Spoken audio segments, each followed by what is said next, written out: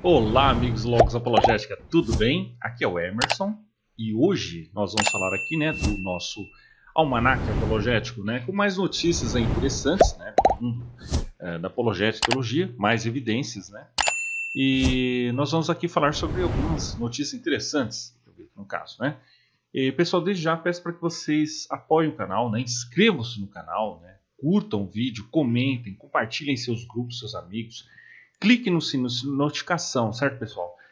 Chame inscritos para que assim eu possa publicar mais vídeos, certo? Para trazer mais conteúdo aí para vocês. Comente o que vocês querem saber, querem ver publicado, tá certo? Suas dúvidas bíblicas, tá certo? Comenta aqui, que eu comento aqui. Certo, pessoal?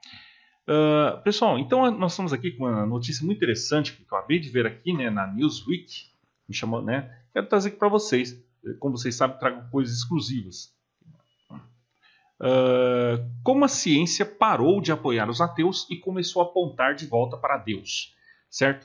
Olha só que interessante, pessoal. O autor aqui é o Stephen Meyer, que ele é diretor do Centro de Ciência e Cultura do Discovery Institute em Seattle.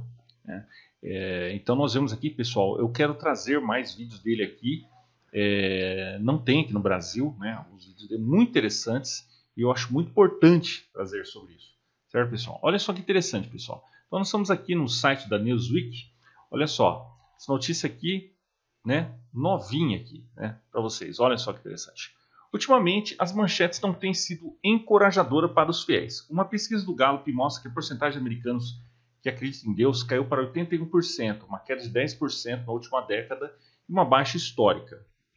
Lembrando, pessoal, que eu falo, eu acho que a minha opinião é também que isso influência da ideologia esquerda, da esquerda, o secularismo, o laicismo.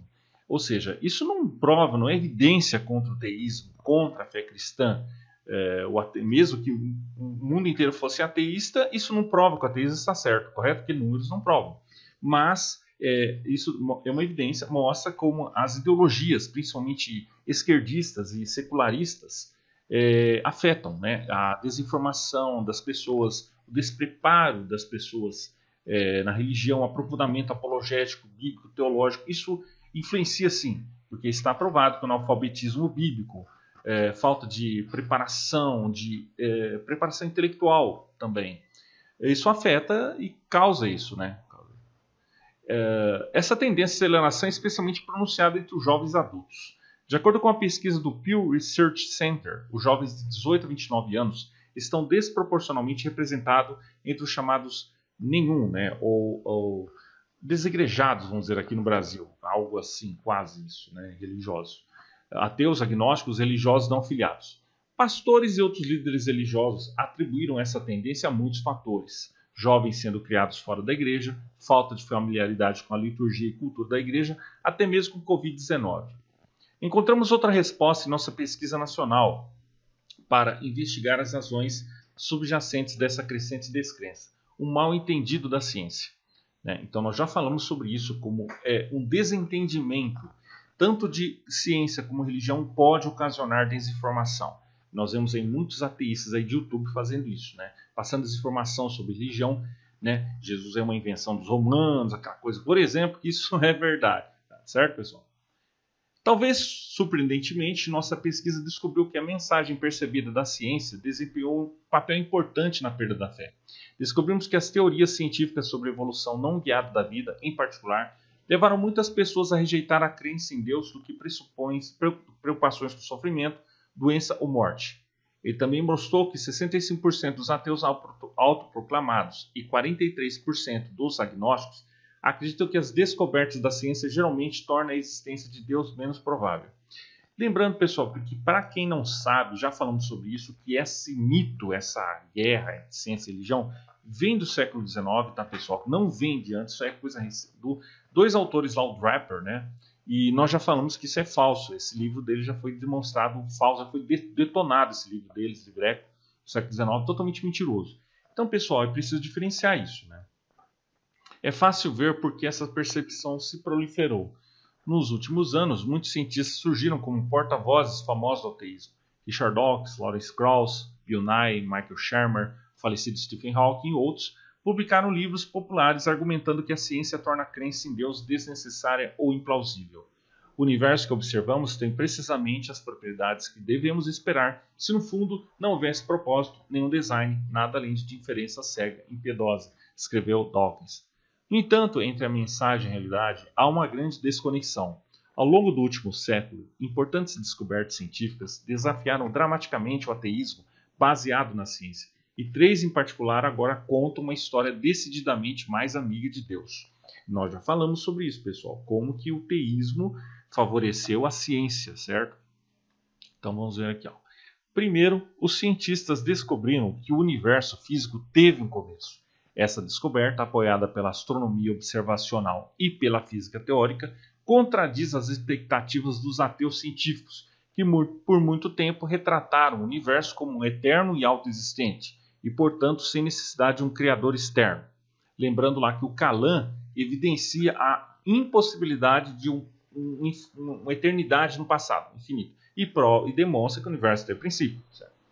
Evidências para que os cientistas chamam de Big Bang confirmaram as expectativas dos teístas tradicionais. O ganhador do prêmio Nobel, Arno Penzias, que ajudou a fazer uma descoberta-chave que apoia a teoria do Big Bang, notou que a conexão óbvia entre sua afirmação de um começo cósmico e o começo de criação divina. Os melhores dados que temos são exatamente o que eu teria previsto se eu não tivesse nada além dos 5 livros de Moisés e a Bíblia como um todo, escreve Penzias. Ou seja, olha só que impressionante, pessoal. Nós já falamos sobre isso, né? Que apesar que Gênesis não é um tratado científico, ele fala de acordo com o que diz a ciência. Por quê? Porque a Bíblia e a ciência são frutos do mesmo Deus. É o livro da ciência, da natureza e o livro de Deus. Então não entram em desacordo, porque Gênesis fala exatamente de acordo com o que diz a ciência, certo? Em segundo lugar, as descobertas da física sobre a estrutura do universo reforçam essa conclusão ateísta. Desde a década de 1960, os físicos determinaram que as leis e os parâmetros físicos fundamentais do nosso universo estão bem ajustados, contra todas as probabilidades, para tornar nosso universo capaz de hospedar vida. Mesmo pequenas alterações de muitos fatores independentes, como a força da atração gravitacional ou eletromagnética, ou o arranjo inicial da matéria e da energia no universo, tornariam a vida impossível. Os cientistas descobriram que vivemos em uma espécie de universo cachinhos dourados, ou que o físico australiano Luke Burns chama de extremamente universo afortunado. Ou seja, pessoal, nós estamos bem projetados, no caso, aliás, como uma loteria, né? Ganhando loteria.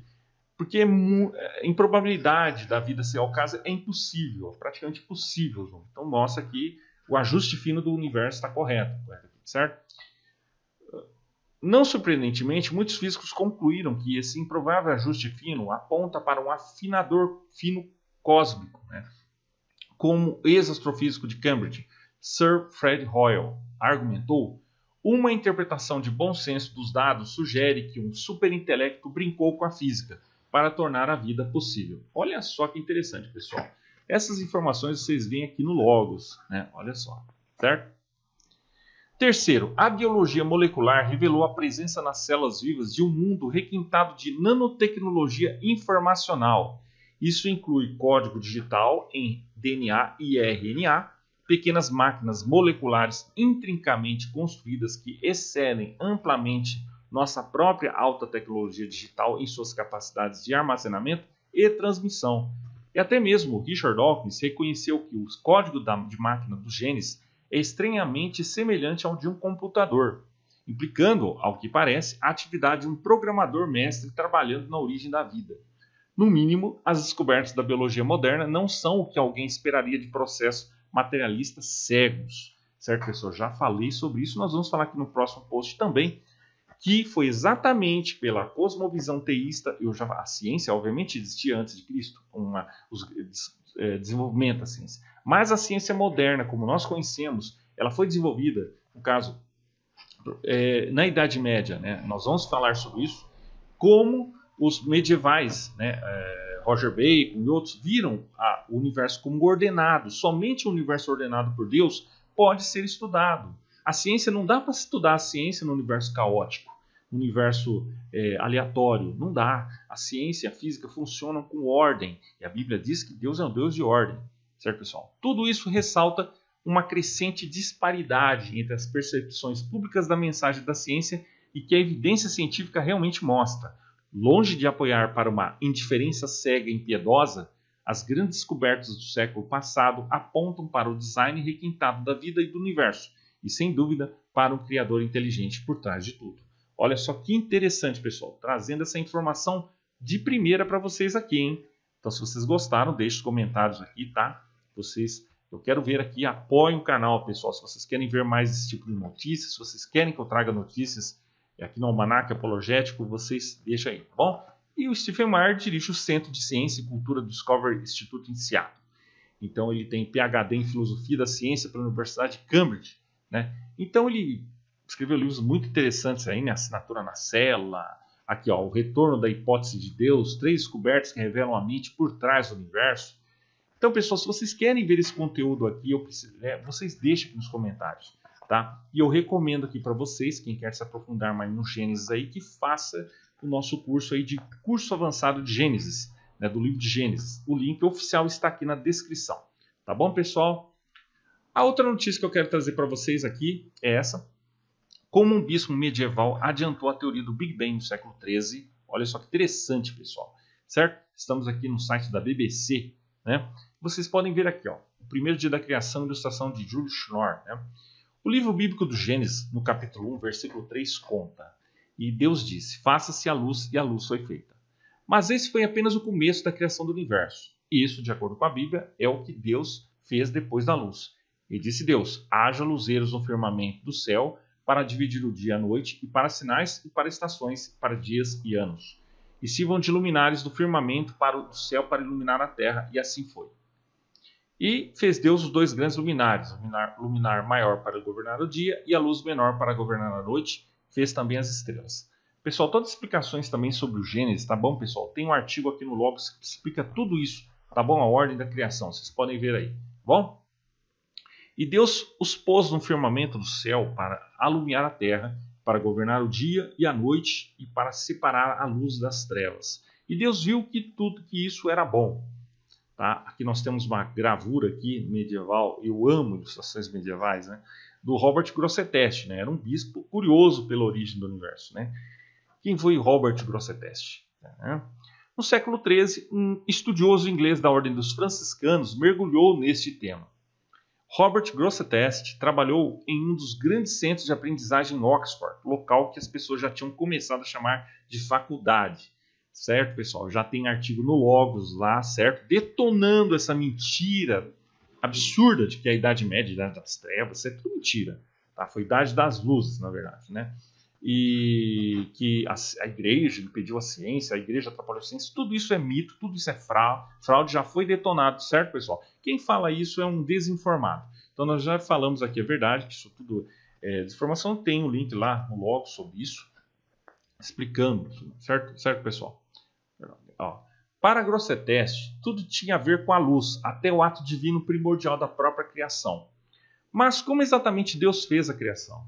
A resposta do religioso foi a primeira tentativa de descrever os céus e a terra usando um conjunto de leis. Do ponto de vista de Grosseteste, tudo começou com a luz e a matéria explodindo a partir de um centro, uma versão medieval do Big Bang. Interessante, nós já falamos sobre isso também, que Agostinho também já falou sobre a evolução, uma teoria lá, né, da evolução. Olha que interessante. Sua história mostrou como a fé e os princípios científicos, combinada com a crença em um cosmos ordenado por Deus, resultou em uma ideia surpreendentemente profética. Inicia com a luz, né? A luz sempre foi um elemento presente no cristianismo. Certo, pessoal? Olha só que interessante, certo? Mas o que é a luz? Essa pergunta nunca foi simples. Alguns dos primeiros escritores cristãos pensavam que havia 2 tipos diferentes de luz. A lux, como era chamada em latim, era o que Deus usou para fazer o cosmos, uma espécie de força criativa divina, quase uma manifestação do próprio Deus. O outro era lumen, era lumen, uma luz comum que emana de corpos celestes e nos permite ver as coisas. Essa visão fica evidente para qualquer pessoa que tenha estado em uma catedral gótica inundada pela luz que entra através dos vitrais das janelas. Sacerdotes e teólogos pensavam que, ao contemplar a bela lume da igreja, os fiéis seriam atraídos pela lux bendita de Deus. Olha só que interessante, né, pessoal? Olha aí. Religião e ciência. Então aqui nós temos uma imagem, né, uma gravura de 1725. Um arcanjo revela a natureza física do universo a um grupo de filósofos, entre eles Robert Grosseteste. Embora hoje pareça haver um conflito entre ciência e religião, durante grande parte da história a religião foi uma grande motivação para a busca de conhecimento no mundo.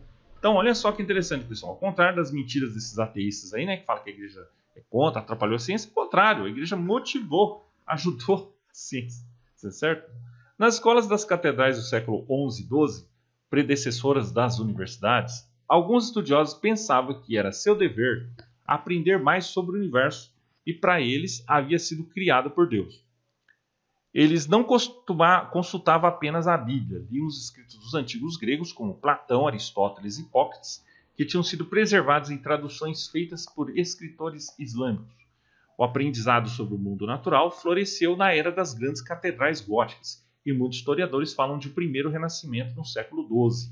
Olha só que interessante, né, pessoal? Certo?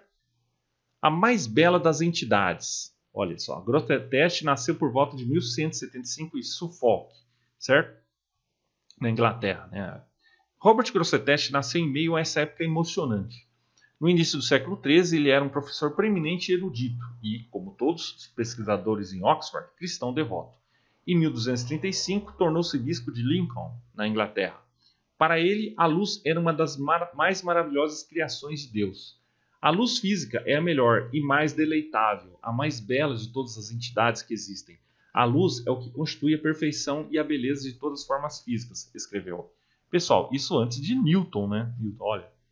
Mas Grosseteste não se conformava com apenas apreciar a luz que entrava pelas grandes janelas da Catedral Gótica de Lincoln. Ele começou a estudá-la como um cientista. Analisou, por exemplo, a passagem da luz através de um copo de água. Ele percebeu que lentes poderiam ampliar objetos. Quando alguém lê o que o bispo escreveu sobre o assunto, começa a se perguntar por que demorou mais de 300 anos para que telescópios e microscópios fossem inventados. Olha só, pessoal, ou seja, muita gente não sabe disso, né? Muita gente não fala isso, como a igreja, o cristianismo ajudou a ciência, né? Isso tudo ali nos primeiros séculos, século XII, século X, gente, é incrível, não? Essa parte da ótica, quando bem compreendida, mostra-nos como podemos fazer as coisas que estão a uma distância muito grande parecerem como se estivessem muito próximas, e as coisas grandes que estão muito perto parecerem muito pequenas, e como podemos fazer as pequenas coisas que estão distantes parecerem de qualquer tamanho que queremos, de modo que poderia ser possível ler as letras mais pequenas a distâncias incríveis, ou contar areia, ou sementes, ou qualquer tipo de objetos minúsculos. Escreveu Grosseteste. Certo? Olha só, precursor dos telescópios e microscópios, hein? Olha só que interessante, pessoal. Certo? Apesar de descobertas de Grosseteste adiantarem o mecanismo de telescópios, eles só foram inventados 300 anos depois. Olha só que interessante, né, pessoal? Além disso, ele notou que a luz muda de trajetória ao passar do ar para a água, um efeito chamado de refração. Como outros antes dele, Grosseteste viu que a luz poderia dividir-se em um espectro colorido como arco-íris, antes de Newton, hein? E escreveu um tratado sobre o fenômeno no qual chegou perto de explicar sua origem. Pensou que as nuvens agiam como uma lente gigante que refratava a luz e a enchia de cor. De Luce, né? Em 1225, Grosseteste reuniu o que havia concluído sobre a luz em um livro chamado De Luce, né? Ou Sobre a Luz, em uma mistura de teologia, ciência, metafísica e especulação cósmica.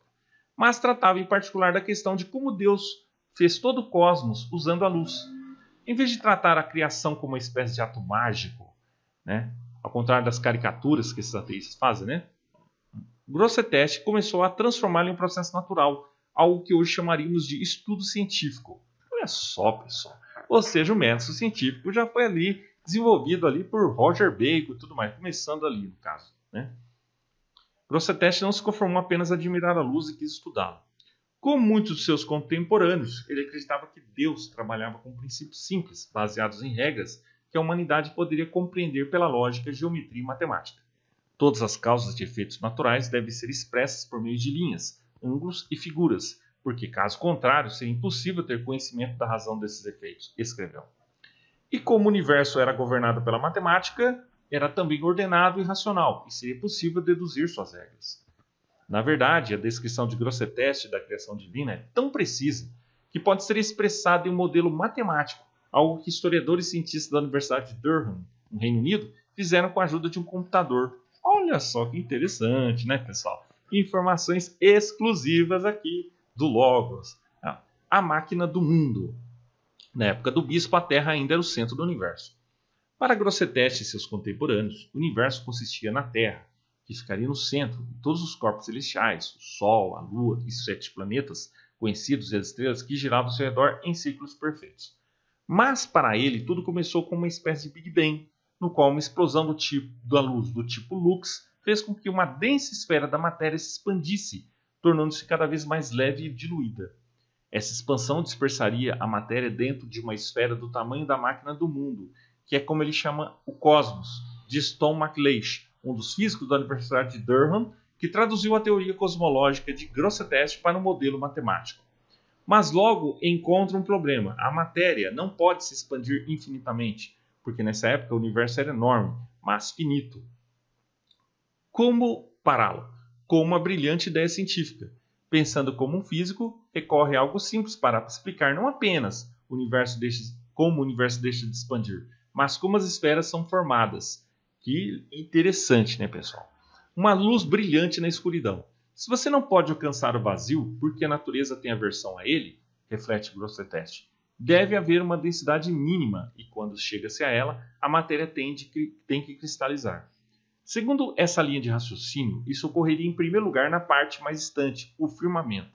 Esse se cristaliza primeiro e se aperfeiçoa, adquirindo luz, lúmen, que também empurra a massa, nesse caso, para dentro, e portanto são criadas esferas nas quais residem os planetas, o Sol, a Lua, a Terra e a Terra, certo? Ali, ó, o retrato de Grosseteste como bispo de Lincoln, né? E outro pensamento moderno que ele teve foi que, quando olhamos para o céu, o universo que vemos, de alguma forma, contém os rastros ou eco dos processos que o formaram, disse McLeish. Olha só que interessante. Isso é precisamente o que os cosmólogos pensam hoje em dia. Lembram-se da busca por micro-ondas do eco do Big Bang, acrescentou com entusiasmo. Olha só, pessoal, isso no século XII ali, por ali, né? Olha só que interessante, ó. A única parte obscura da Idade das Trevas, entre a queda de Roma e o Renascimento, né, na verdade, é entre a queda de Roma e o início da Idade Média, corrigindo aqui ele, né, é a nossa ignorância sobre essa época. Grosseteste é um pensador impressionante, disse McLeish. A história que me contaram quando jovem era que antes de 1600 não havia mais que misticismo, teologia e dogmatismo. De repente apareceram Galileu, Kepler, uau! Tudo é luz e iluminação e voltamos a andar com a ciência, diz o físico. Mas a verdade é que a ciência não funciona assim. Todos nós damos pequenos passos, e como disse Isaac Newton, todos nós subimos nos ombros de gigantes. E Grosseteste é um daqueles gigantes em cujos ombros subiriam os primeiros cientistas modernos. Certo, pessoal? Olha só que interessante. Vocês veem essa informação por aí? Vocês veem? Ou essas mentiras que os ateístas contam, que a igreja atrapalhou a ciência? Então nós vemos aqui o contrário, a igreja ajudou a ciência. Certo? Vocês podem ver por aqui. Tá certo, pessoal? É isso aí, um abraço e até mais.